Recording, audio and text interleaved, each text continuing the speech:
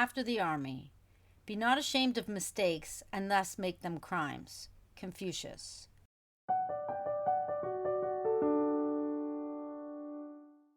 (1992). I settled into an apartment with Itai, a quiet and soft-spoken friend from the kibbutz. I've always found a harmonious connection with introverted individuals. They seem to appreciate my vibrant energy, revealing that despite their reserved nature, they can be quite courageous and are not intimidated by a strong presence. Itai and I rented a modest apartment in Givat'ayim, just outside Tel Aviv. I used my medic background and volunteered with an ambulance corps while I waited to be accepted to study at Tel Aviv University. During the period before school started, I briefly worked in an office. However, it became evident that the repetitive tasks were stifling my spirit. I discovered I am selectively dyslexic. When I don't like to do something, I copy the model codes wrong. So I decided to find more fulfilling work. A creative impulse led me to explore the newly constructed skating rink in a nearby neighborhood. Stepping inside, I noticed the rink was much smaller compared to the Olympic-sized ones I was accustomed to in Canada. Intrigued, I proceeded further and found 2 offices adjacent to the entrance. Passing a sound-blaring machine that contained a claw and an array of stuffed dolls to win, I entered the office on the right, where I found Lucy, a foreign woman with a New York accent. She'd recently immigrated to Israel with her husband under the law of return, which allows any Jewish person to live in Israel and gain citizenship. Lucy shared my passion for skating. She told me that she was taking a break from a corporate career to establish her own skating school at the rink, teaching figure skating to kids and teens in the afternoons. As we talked, we realized we had both trained as competitive figure skaters, which sparked an immediate connection. Our shared passion for skating and teaching quickly bonded us, and I enthusiastically accepted Lucy's offer to join her project, landing the job right then and there.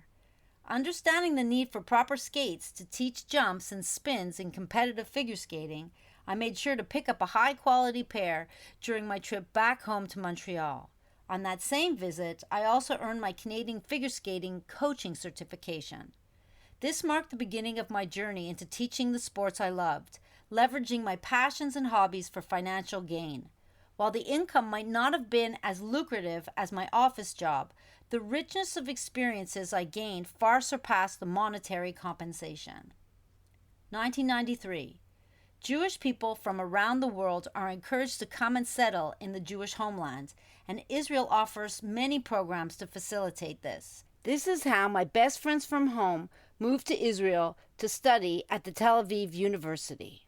Not long after they arrived, they both met men and fell into relationships, which left me feeling like the odd person out, until their guys brought some of their friends, and what started as the 3 of us turned into a group of friends who loved to meet and participate in outdoor activities. On one occasion, we decided to go inner tubing down a river. Our group gathered near the river in front of the inner tube rental station. A hub of activity buzzed with excitement, and the guide stood by ready to assist. "Does everyone have their tubes?" he called out, his voice carrying across the clearing, punctuating the crisp morning air. The group exchanged nods. Yep, each one said in turn. We headed down to the river to the entry point. I felt awkward with the group, so I walked ahead to avoid talking to them. When I got to the edge of the river, I saw another guy from the group who was ahead of me. His name was Erik. Well, here's a new guy. He must have come with Kim's boyfriend, I thought. Shalom, I practically spat at him. I was typically grumpy in the mornings, so I didn't appreciate his calm demeanor. Why do we always have to go with so many people? I asked myself. When can I ever get some time alone with my friends? I was not feeling very grateful for this opportunity to get out in nature, and I entered the water as quickly as I could so I could get some distance from everyone and avoid the tension that my subconscious was creating.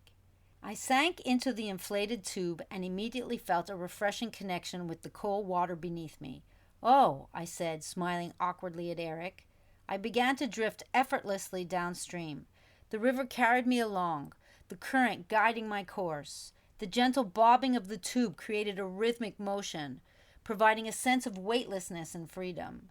The sounds of nature surrounded me. The rippling water, rustling leaves, and distant bird calls all helped to calm me down. I followed the twists and turns of the river, maintaining distance from the others who lingered behind.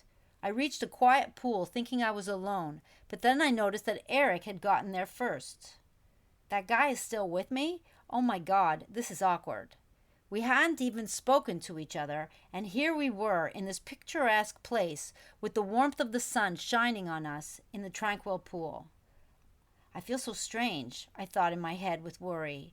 We waited for the others in total silence, our inner tubes occasionally touching, and my thoughts freaking me out.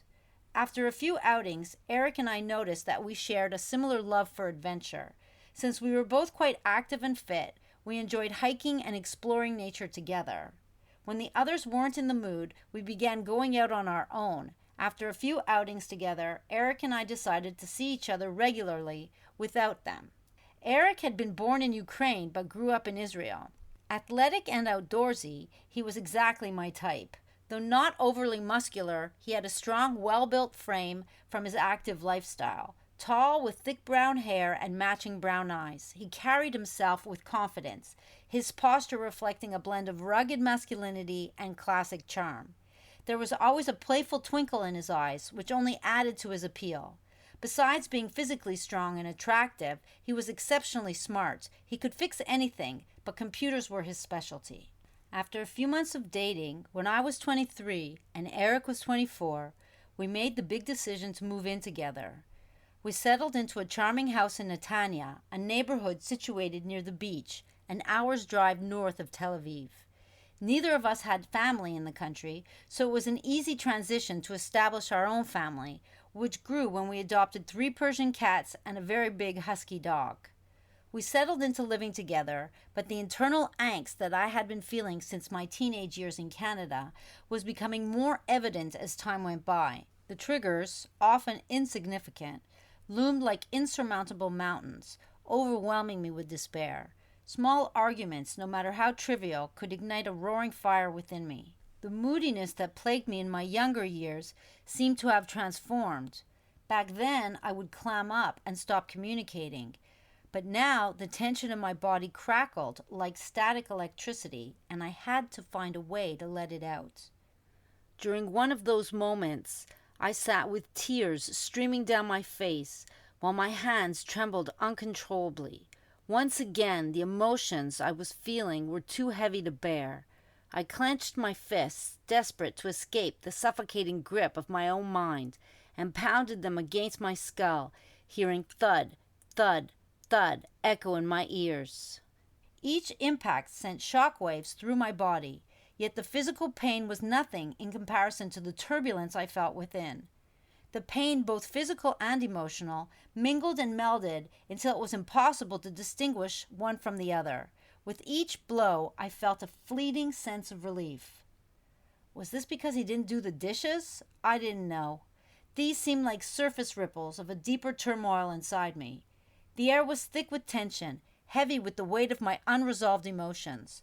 Erik stayed silent, watching me as I lay on the floor inconsolable. He leaned in, but I immediately flinched. "Don't come near me," I yelled. He didn't move again. There was a palpable uneasiness in the air. Tears flowed freely down my cheeks, each sob releasing the pain I had bottled up inside. I felt Erik's gaze upon me, his eyes tracing the depths of my suffering. I could see my own torment reflected back to me through his eyes. We were both lost, unsure how to find our way through the overwhelming emotions swirling between us, unable to bridge the gap that separated our hearts in that moment. In the aftermath, once the tears had subsided, I found a therapeutic comfort in tidying up the chaos. I straightened the disheveled couch, gathered the scattered books, tenderly apologized to the plants, and smoothed out the ruffled carpet. Each action helped me gently restore a sense of order, which was a part of my ritual to help me calm down. Despite the storm of emotions that raged within me, I was relieved that I never crossed a certain threshold. I didn't break anything or harm anyone other than myself and my self-esteem. Even during the chaos, I was relieved to know that I could maintain a semblance of control and a level of consciousness.